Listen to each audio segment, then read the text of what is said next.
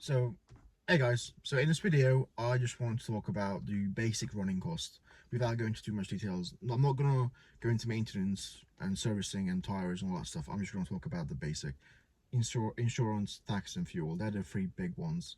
Nice and easy, quick 5-minute video just for anyone who needs help if you're looking to buy one of these cars yourself. So while looking at buying on S6, I try to, Google stuff, YouTube, Facebook, all the usual stuff that people do, look at reviews on YouTube.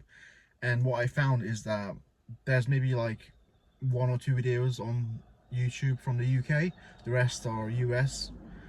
So what I want to do is kind of just like help everyone out locally in the UK. I say locally, the UK, and basically just go through the running costs of the car. So I've had the car since, well, the 2nd of Feb, 3rd of Feb, something like that, beginning of Feb, and I've driven about 4,000 miles. So I've got a good idea of what it's like to tax, insure, fuel and all that stuff. So I just want to go through these things with you briefly, because my experience is, when I ask people on the Audi groups, and other people as well, like, what can we expect in terms of miles per gallon, how much is a tank, and people usually just say, oh, it's a V8, what do you expect? If you're worried about the fuel cost, don't get a V8 kind of thing. But the way I see it is, I think it's a fair enough question. Like, it's not a concern, but you just want to know. You're buying a big engine, you kind of want to know for your own reasons. My reason was like, am I going to daily this car? Am I not? Is it just going to be like a weekend toy? I mean, what is it going to be? So now I figured I should help you guys out, because no one was really there to help me. So that's what the channel's all about anyway, isn't it? But here we go. So let's start with tax. So tax is a bit of a funny one, because this is a facelift. It's a 65 reg, but it's a 2016 facelift model. So it falls into the previous tax bracket of the facelift model, pre-facelift models. So 6 months, I pay £226 tax for 6 months. So for a year, that's about 450-ish. But if you get the same facelift, but the 17 to 18 plate cars, it's only £195 for the year. So that's a useful thing to know when you're looking at buying your own S6, that if you're buying a facelift but it's a 65 plate or 16 plate, it's £450 a year. And then if you buy the 17 or 18 year cars, it's 195. I'm guessing it's something to do with emissions, even though it's the same engine, same car, but it's just a year bracket it falls into. That's the only thing I can think of. So that's tax. Insurance. Now, this insurance will vary for people, like everything else. It's one of those things that's very specific to you, your age, where you live, all that jazz, how many points you've got. So for me, I've been driving 10 years, I've got no claims, no points. I'm 27 years old, and I've managed to insure this with no black box. In my personal opinion, black box is a waste of space, energy, money, effort. It's just no good. So I managed to insure this car for £660-ish. That's what, £700 for the year, which I think isn't too bad.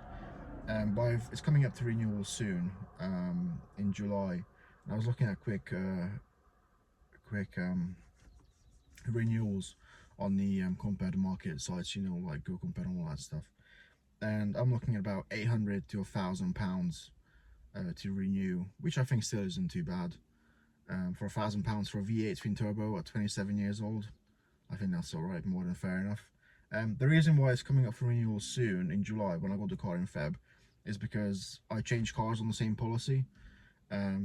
So that's why my old car is I still have my old car. It's a Volvo 1.9 diesel. It's just an A to B workbox really. But yeah, so that's insurance for me.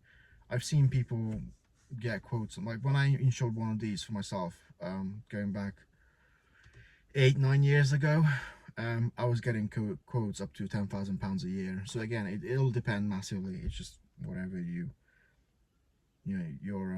circumstances and details are. So the big one, so fuel cost.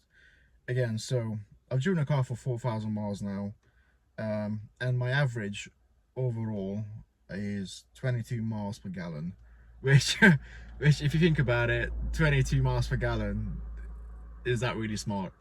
But screw it, you know, it's a V8 twin turbo, 450 horsepower. You know, you put your foot down and it just goes, and that's why I absolutely love it.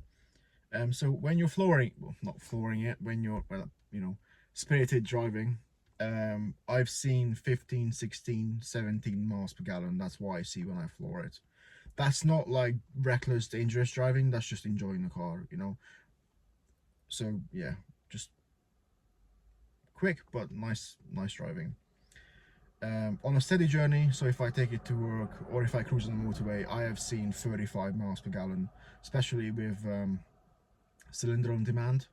Now what that is when you're just cruising along in efficiency and, you know, just nicely easing along, the engine will shut off half the cylinders, so you're running on 4 cylinders instead of 8, which I think is a cool feature. But yeah, 35 miles per gallon is doable, and this car is stock, so 35 miles if you're cruising, no issues whatsoever. So to fill up, so I put Tesco Momentum in this, and currently where I live it's £1.37 a litre, and it's £100, give or take a few pounds, £100 to fill up from empty to top.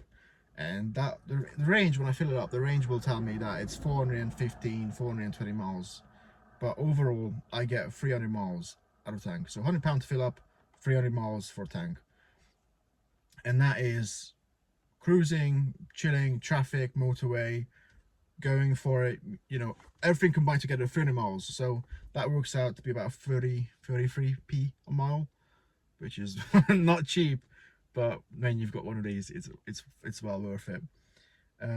So yeah, so that was the basic, just a quick, you know, 5-minute video that I wanted to do about the basic running cost of the car. Just, you know, if you're looking to buy one yourself, you know what you're getting into.